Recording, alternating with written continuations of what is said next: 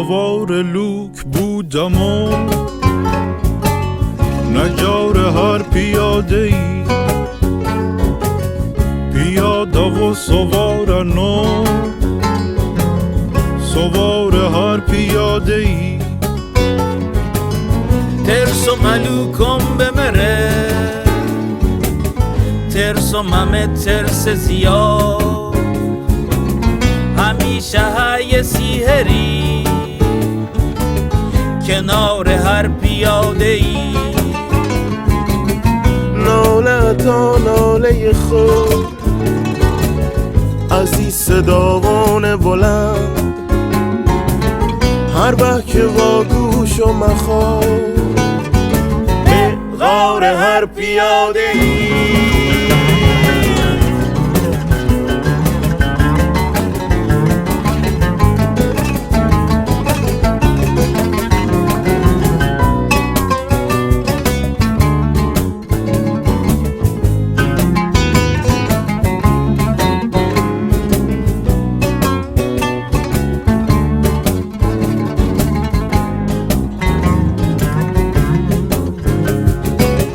وحشت بی سرانجامی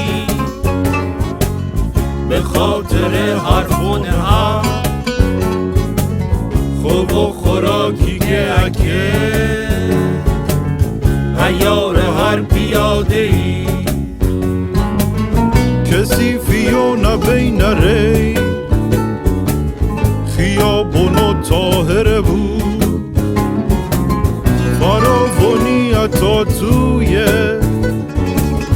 دیار هر پیاده ای. نطفه رو درسته بود، یه نطفه کامل و خوب، یه خورده صبر بیشتبا بیار هر پیاده ای. سوار لوک بودم و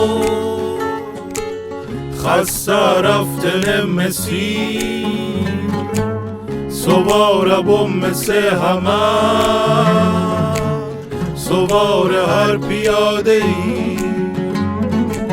سوار لوک بودم و خسته رفتن مسی، سوار بم مثل همه سوار هر پیاده ای.